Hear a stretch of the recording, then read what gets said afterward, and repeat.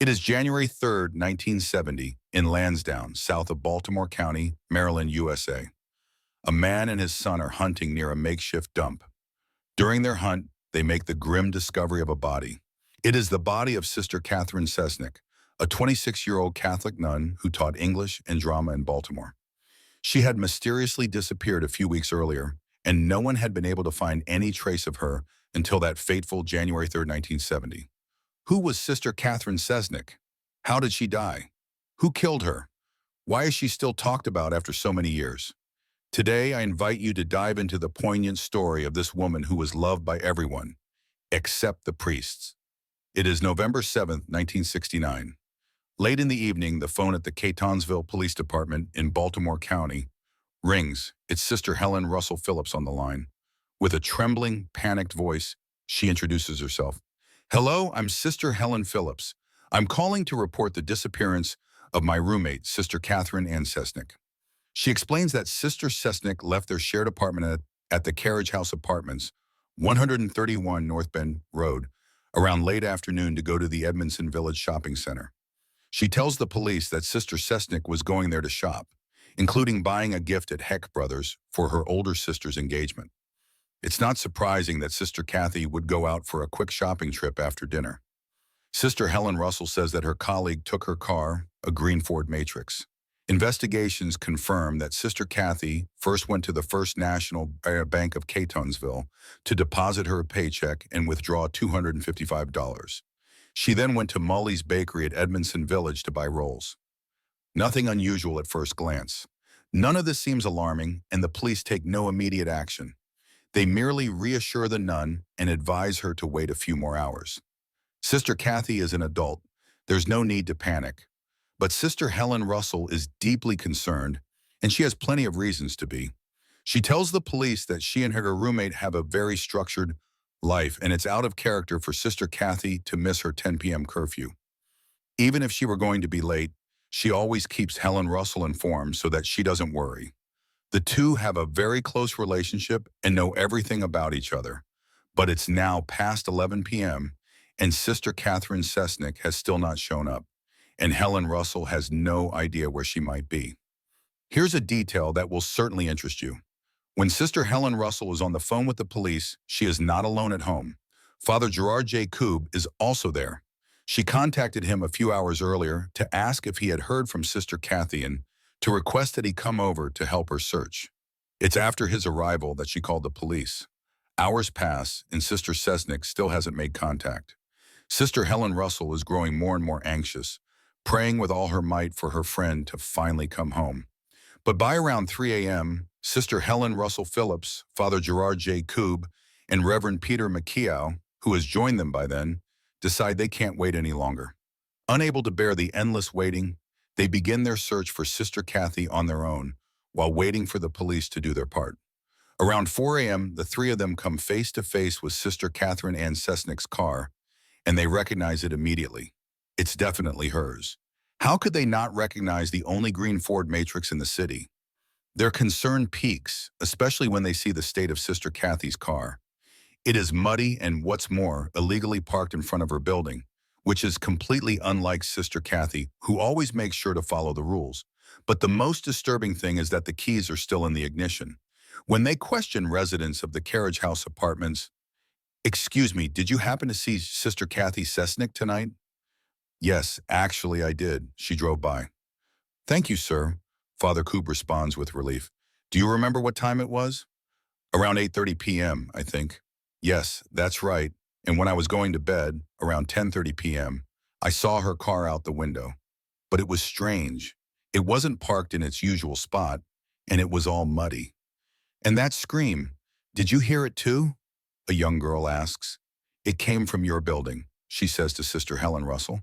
What happened during those 2 hours? No one knows. Several clues already suggest that it wasn't Sister Cathy Cesnik who parked the car there. The three religious immediately notify the police again, who arrive, examine the car, and find rolls on the back seat, a broken umbrella, and a branch of wood. However, no fingerprints belonging to outsiders are found. The authorities then proceed with a search of the area. Despite combing the neighborhood, Sister Cesnik is nowhere to be found. The case then begins to take a much more serious turn. Immediately, Father Gerard J. Koob becomes a primary suspect in the investigation. He is then interrogated at length by the police, who want to know the exact nature of his relationship with Sister Cathy Cesnik. At first, the priest immediately tells them that she was a friend and colleague who worked with him at the same school. A purely platonic relationship, he asserts. But this explanation seems false to the police, who wonder why Sister Helen Russell thought to call Father Akub before calling the police. Why was he the first person she contacted in this emergency situation? In reality, the police have their suspicions because they possess something that severely compromises Father Koob. They know why they need to point the finger at him before anyone else. Father Koob was a priest at the school where both women worked, but that's not all. When they requisition his home, the police find a letter clearly written by Cathy on November 3, 1969, about 4 days before her disappearance. It is addressed to Father Koob, and in it, Sister Catherine Cesnik explicitly and unabashedly confesses her feelings to her lover. Yes, the two religious were in fact lovers. The letter even contains very clear passages, bordering on eroticism, as seen in this intriguing excerpt. "My dear Jerry, I'm comfortably sitting in my bed. I've finally gotten my period, 10 days late. You can understand my mood swings. My heart aches because of you. I think I can finally live a bit better than I did 2 months ago, just by loving you, but keeping that love inside me. I want you inside me. I want to bear your children." A very clear letter, which greatly tarnishes the reputation of this esteemed man of the church. The writings of Catherine Cesnik strongly imply that the two lovers had already been intimate, hence her fear of becoming pregnant. When the police present the letter to Jerry Koob, he breaks down in tears and eventually confesses. Confesses, yes, but to what? Father Koob is so terrified for his reputation that he did everything he could to hide his secret relationship with Sister Catherine Cesnik, whom he was deeply in love with. Well, to everyone except Sister Helen Russell, who obviously knew everything about the missing woman. As we mentioned earlier, they knew everything about each other's lives. This naturally explains why Sister Helen Russell's first instinct was to call Father Koob before calling the police. These confessions, however, eased the police's suspicions, who initially thought Father Koob had something to do with the murder. But he only wanted to conceal his forbidden relationship with Sister Cathy. After all, it is not in accordance with religious vows, especially since they had taken a vow of chastity to the church. Let's not forget. In fact, Father Koob had proposed to Sister Catherine Cesnik sometime before she took her vows, a proposal she turned down because she truly wanted to become a nun. This didn't stop the two lovers from meeting secretly, writing love letters to each other, and sometimes having sex. Their illicit relationship was difficult to conceal. In any case, Father Koob has a solid alibi for that evening. He was with a friend, they went to the cinema to see the film Easy Riders, and even had dinner together. These statements were later confirmed by numerous witnesses who saw them that night. Additionally, 2 polygraph tests that Father Koob underwent that evening prove he wasn't with Sister Cathy. The priest is then immediately removed from the list of suspects. The search for Sister Catherine Ann Cesnik continues for more than 2 months. It's freezing cold on January 3, 1970. Perfect weather for a hunting trip. John is happy. It's always a pleasure to take his son out, a special moment between father and son. He checks his guns and cartridges, and his son does the same. Dressed warmly to face the winter chill, they set off. They walk a little away from their home. This morning they'll hunt in a remote area of Lansdowne. Oh, it's not a gigantic forest, but rather a large park right next to a makeshift dump. However, it's enough for them to spot some game. The 2 men advance, guns in hand, ready to shoot any game that crosses their path. Around 2100 Monumental Road in Lansdowne, they spot a shape on the frozen ground. A lifeless body. They quickly alert the police, who rush to the scene. The authorities quickly confirm that it is indeed the body of Catherine Ann Cesnik. The nun's body is already in a very advanced state of decomposition. However, they manage to notice clear signs of strangulation around her neck, as well as a large hole the size of a ping-pong ball at the back of her skull. The body is handed over to Dr. Werner Spitz, who performs the autopsy and concludes that Sister Cathy Cesnik died from an intracerebral hemorrhage caused by a skull fracture on the left temple, likely from a blunt object like a brick or a hammer. For her death, she had endured much violence. At this stage of decomposition, it's impossible to confirm if the young woman was raped, as animals had mutilated her body. However, several clues suggest that rape may have occurred, but it was probably not the motive for the murder. Beside her body, her handbag, jewelry, and a valuable watch are found, eliminating the possibility of a robbery. The investigation is already proving to be quite complex. Still, the police are certain of one thing. They believe the sister was killed on the very day she disappeared, but not at the spot where the body was found. She was likely killed and her body dumped there, and her car was driven to the location where it was awkwardly parked. But who was Sister Catherine Cesnik? Who could have hated her enough to subject her to such horrors when she was loved by everyone? Who had something to make her pay for? Catherine Cesnik was born on November 17, 1942, in the Lawrenceville neighborhood of Pittsburgh, Pennsylvania. She was the daughter of Joseph and Anna Omelak Cesnik. Her paternal grandparents, Jean and Johanna Tomek Cesnik, were of Slovenian descent. They emigrated from Yugoslavia to Pittsburgh, while her maternal grandfather, Joseph Omelak, was Yugoslav, and her maternal grandmother, Martha Hudok, was Austrian. Hence the name Cesnik, which is not a typically American name. Catherine Cesnik had 3 siblings, and she was the eldest. Sister Catherine Cesnik attended Catholic schools throughout her childhood and adolescence, studying at St. Mary's School on 57th Street and at St. Augustine High School, both located in Lawrenceville. She graduated as the valedictorian of her class in 1960 from the Catholic high school, where she was also crowned May Queen and was elected president of the senior class in the student council. She was so well surrounded by nuns that she was drawn to religion. This later led her to pursue a religious career. At the age of 18, after graduating from high school, Cathy Cesnik moved to Baltimore, Maryland, to settle and work there. In 1967, she officially took her vows with the church and became a nun. At the time of her disappearance, Sister Catherine Cesnik was teaching at Western High School in Baltimore. She had started her teaching career at the age of 23 at a newly opened Catholic girls' school, the Western High School, Baltimore. She taught English literature and drama. Sister Cathy was beloved by her colleagues and students. She was a caring, compassionate, sensitive, gentle, loving, and very passionate teacher, which made her very endearing. She was also very young, which made it easy for students to connect with her and confide in her. She was a nun, yes, but a very modern one. She dressed in civilian clothes, went out in the evenings with other nuns, sometimes went to parties, etc. In short, she was very well liked. She was especially aware of many dark secrets that her students confided in her. Returning to Father Koob, although he had been removed from the investigation, the police were convinced that he was hiding something, or at least trying to protect someone. But we are in the 1970s, and at that time priests and religious figures were very much protected by the church, which had much more power than it does today. Everyone obeyed its orders. While the police were still trying to extract information from Gerard J. Koob, the Catholic Church intervened, putting an end to all interrogations. The directive was clear: leave Father Koob alone.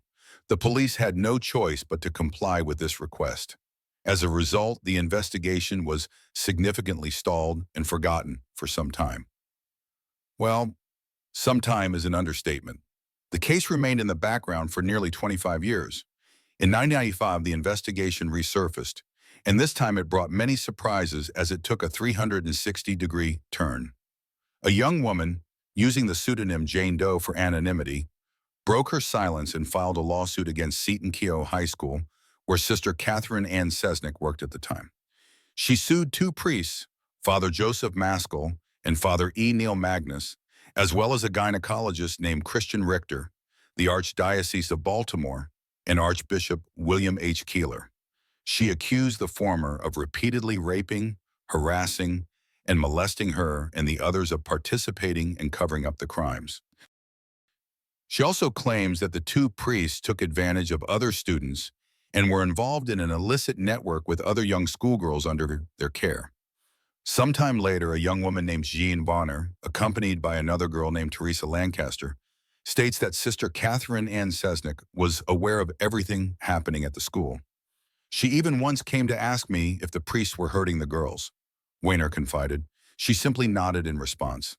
The woman also states that Sister Catherine Cesnik was the only one who helped them, as well as the other girls mistreated by Father Joseph Maskell. A very interesting point. According to the testimony of the two women, Sister Cesnik seemed to be the only one who was outraged and wanted to take action against these wrongdoings. According to Teresa Lancaster and John Weiner, the other nuns and priests were too frightened by Father Joseph Maskell's controlling behavior to dare do or say anything. The two women add that they firmly believed that Sister Cathy was silenced because she knew too much, and especially because she had every intention of having a serious discussion with the Archdiocese of Baltimore, the Catholic Church's ecclesiastical district in Maryland. During this meeting, she was apparently about to address the situation. According to some testimonies, Sister Catherine Cesnik had even gathered evidence and many testimonies about the priest's actions and was about to expose them to the public, which would have caused a huge scandal. And as is often the case in schools, rumors spread quickly, and it inevitably reached the ears of Father Joseph Maskell. Moreover, the victim, who goes by Jane Doe, recounts that the evening before Sister Catherine Cesnik's disappearance, she went to her apartment to confide in her and tell her about all the distress she had been enduring at the hands of the two priests. At one point during the evening, Joseph Maskell and E. Neil Magnus entered the apartment uninvited, and upon seeing the young girl crying in Sister Cathy's arms, they realized that she was already aware of everything. Jane Doe eventually left the apartment, and the next day, Sister Cathy mysteriously disappeared. And when these women were asked why they hadn't come forward earlier, they had a ready answer that seemed very plausible. They feared they would be pursued and silenced for what they would reveal. Joseph Maskell had so much influence that they were clearly afraid for their safety. It was only when he died years later that they were finally able to speak freely, and these were not isolated cases. Indeed, after these chilling statements, it was revealed that these young women were not the only ones to have been mistreated, as about 30 other young men and women later claimed they had also been victims of Father Joseph Maskell's actions. At the time, all these victims came together and initiated legal proceedings amounting to $40 million against the father. All the victims, with a few details aside, stated the same things. They all experienced similar distress: forced sexual acts without consent, threats, drug administration, and hypnosis carried out with a great deal of hostility. We'll spare you the details. What's worse, the investigation goes even further.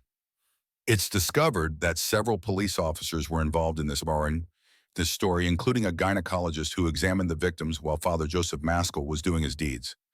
Unfortunately for the victims, Father Maskell was one of the most prominent priests in the Baltimore church at the time, and the church made sure he came out unscathed, especially since there was no evidence connecting Father Maskell to the death. The case is then closed, allegedly because it was filed after the statute of limitations had expired.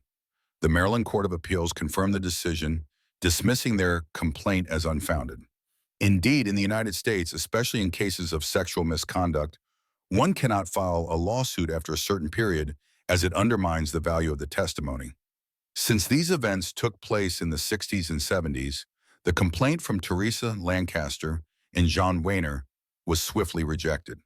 In 2016, the Baltimore County Police Department decided to reassign the case to new officers due to the retirement of the initial investigators.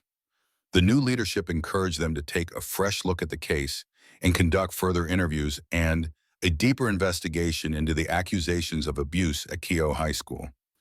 In order to clarify the case once and for all, after obtaining permission from the state prosecutor's office, the Baltimore County Police Department proceeded with the exhumation of Maskell's body, who passed away in 2001 from a stroke. After the exhumation, the police department found no DNA samples matching any evidence from the original crime scene of Catherine. However, police spokesperson Elise Armacost stated that this discovery did not entirely rule out Joseph Maskell as a suspect.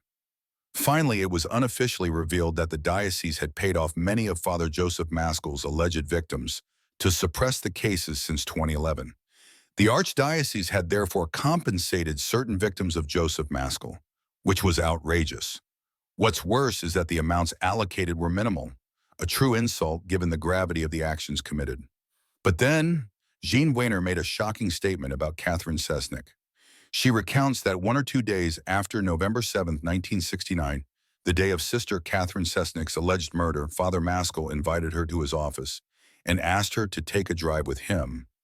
Jean Weiner was 16 at the time, too young to assert herself and dare refuse the invitation. She had already been mistreated by the priest and, fearing another assault, reluctantly agreed. Father Maskell then drove her to a wooded area near Fort Meade, to what seemed like a dumping ground. He parked the car, made her get out, and led her to a giant dumpster, asking her to look inside. It was there that the young girl discovered with the greatest terror in the world the body of Sister Catherine Cesnik. There was no doubt she knew her very well and couldn't be mistaken. Shocked, the young girl stood motionless before her teacher's body. Jean Weiner stated that she could tell the death was very recent as the body had not yet started decomposing. However, she noticed larvae and maggots crawling on the face of the unfortunate nun. She even recalled trying several times to push them away, repeatedly saying to the priest, help me, we need to remove the larvae." The only reaction the priest had at that moment was to approach the young woman and whisper in her ear, "Do you see what happens when you say bad things about people?" Terrified by the threat, she decided to stay silent and never speak of what had happened. But these hypotheses are quickly contradicted by the pathologist who performed the autopsy and confirmed noticing the presence of larvae, both in the mouth and trachea of the victim. However, the autopsy report will never be made public. It is worth noting that another event shook the investigation. On November 13, 1969, just a few days after Sister Kathy's disappearance, the body of Joyce Malecki, a woman about 20 years old, who strangely resembled Jean Weiner, was discovered by two hunters in the area where Jean Weiner had reportedly seen Cathy Cesnik's body in the Soldier Park training area near Fort Meade. Joyce Malecki was a 20-year-old office worker in a liquor store in Baltimore. On November 11, 1969, Joyce was supposed to go shopping at the Harrendale Mall in Glen Burnie, Maryland, before meeting her boyfriend at Fort Meade for dinner. But when she didn't show up for their meeting, her boyfriend alerted the police and a search ensued. Joyce Malecki's body was found 2 days later on the shore of the Little Patuxent River by two hunters building a deer lamp. Joyce had been bound and drowned, and her body showed clear signs of strangulation, scratches, and bruises indicating she had fought her attacker before her death. The autopsy performed by Dr. Isidore Mikolakis confirmed that the cause of death could have been either suffocation or drowning. Additionally, there was a deep knife wound found on her throat, about 15 superficial cuts on her neck, and abrasions on her forehead, nose, and chin.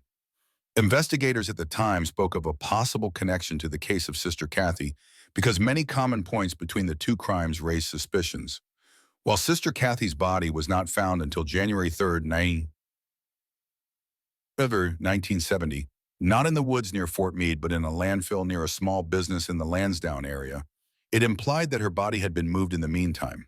What's troubling is that both women had been shopping nearby. They had similar plans, such as running errands, and disappeared within days of each other.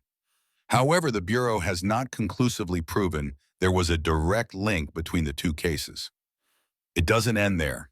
The murders of Sister Catherine Ann Cesnik and Joyce Malecki were also connected to two other murders in the area.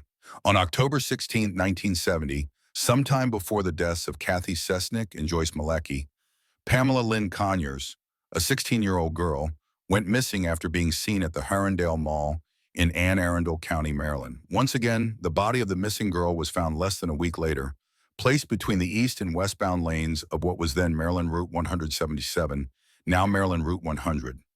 It's said that on October 16th, Pamela had attended a pep rally organized by her Glen Burnie High School.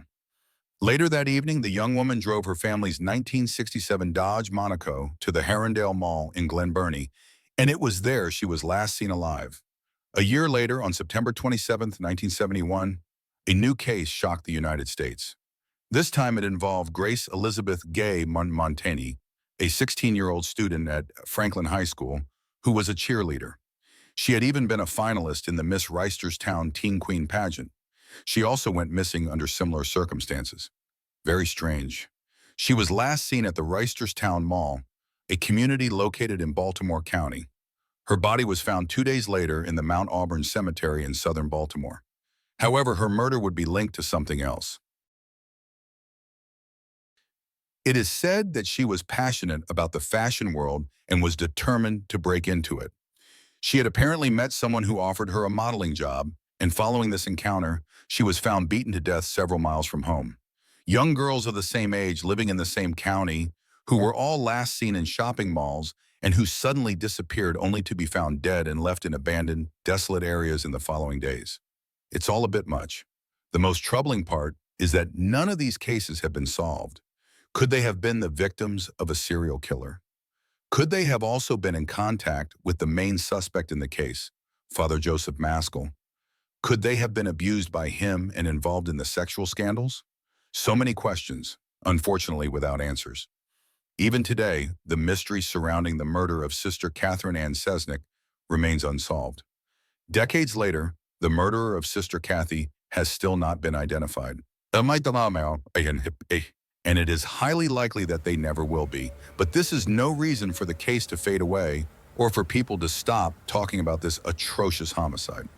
Journalists and former students of Sister Cesnik decided one day to make this case public on a global scale, if only out of respect for the memory of someone who had taught them so much. Today, Sister Kathy is at the center of a fascinating and compelling documentary on Netflix titled The Keepers. This documentary provides a deeper and more detailed examination of the case, revealing interviews, untold stories, and everything that was kept silent during the initial investigation, while raising very disturbing questions about the role of the church in all this. According to them, the church is heavily involved in covering up evidence and is responsible for suppressing the abuse by Maskell over the past decades. In the miniseries, you will find testimonies from women who claim to have been sexually assaulted by priests at Keogh High School, just like Teresa Lancaster and John Warner. The creators and directors behind The Keepers brought the horrifying murder of Catherine Cesnik to the forefront in May 2017, when it was released, in an attempt to find the perpetrator.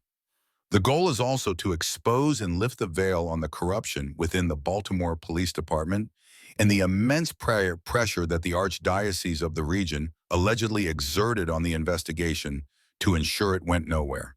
In fact, 37 priests had been charged with similar offenses since the 1980s, but only 2 were actually sentenced to prison time. Compared to Making a Murderer, the documentary series The Keepers gives a voice to the victims who suffered in silence for so long, as well as to their close family members who firmly believe that the sexual abuse is linked to the murder of the nun. The documentary immerses us deep into the criminal case and occupies us on a profound emotional level, transforming us into amateur detectives, eager to get excited about the smallest clue or lead that could lead us to the truth. A series that guarantees suspense, intrigue, tension, and plot twists throughout its episodes. You will quickly realize the colossal work and extensive research carried out by director Ryan White. The Keepers notably gave voice to Gemma Hoskins, one of Sister Kathy's former students, who shared that she had never met anyone like her. In 2013, after recently retiring, Gemma Hoskins began investigating the murder of the nun, along with another Keogh classmate, Abby Schaub. Together, they form a very endearing duo determined to unearth the truth. Throughout the series, the 2 women spend a lot of time conducting online research or at the library. These scenes testify to the immense effort put in by these dedicated and patient women, because throughout the series, they face refusals and the mysterious disappearance of documents, an endless accumulation of frustrations. But the most striking character in the series is John Boehner herself. In the documentary, the now elderly woman recounts without inhibition and in detail the sexual abuse she suffered at the hands of the priests. She describes her difficult journey toward healing and explores the painful, buried memories. She too denounces the lies and cowardice of the Archdiocese of Baltimore and deeply regrets the helplessness of the American justice system. The miniseries made a big splash on Netflix upon its release, especially since it comes from the same team behind Making a Murderer, which also caused quite a stir. Just like that series, The Keepers is crafted like a thriller, as the facts are so shocking, and each episode concludes with a revelation, pushing the viewer to stick with all 7 episodes and form their own verdict on the guilty party. But not so fast. Listen carefully to what comes next. All of these damning documents, which the police had supposedly kept in their custody while waiting to arrest Father Joseph Maskell, mysteriously disappeared overnight, vanishing without any explanation. Certainly, there were still the testimonies of the officers who were present and had seen these photos.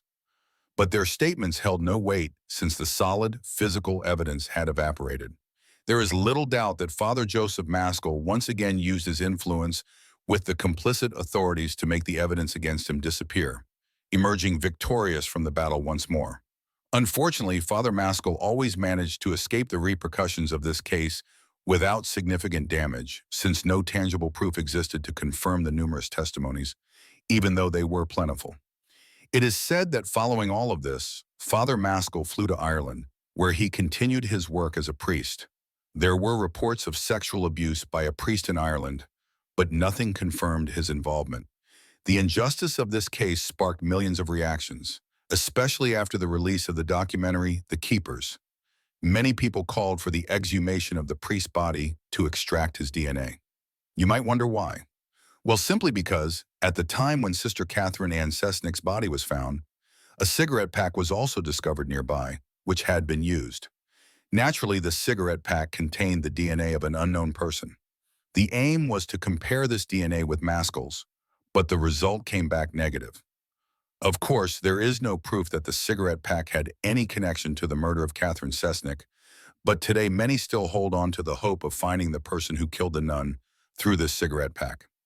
In summary, even today, millions of people are still trying to answer the infamous question, who killed Sister Catherine Cesnik? While many firmly believe it was Father Joseph Maskell, others still have doubts due to the lack of solid evidence to implicate the priest. But the most remarkable thing about this entire case is that, after several decades since the events unfolded, people are still trying to find Sister Cathy Cesnik's killer. Because let's not forget, many of those who hid and suppressed the truth are still alive today.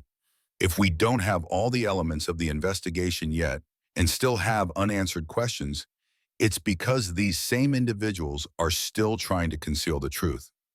One day we will most likely know who really killed Sister Catherine Cesnik, probably after these people have passed away.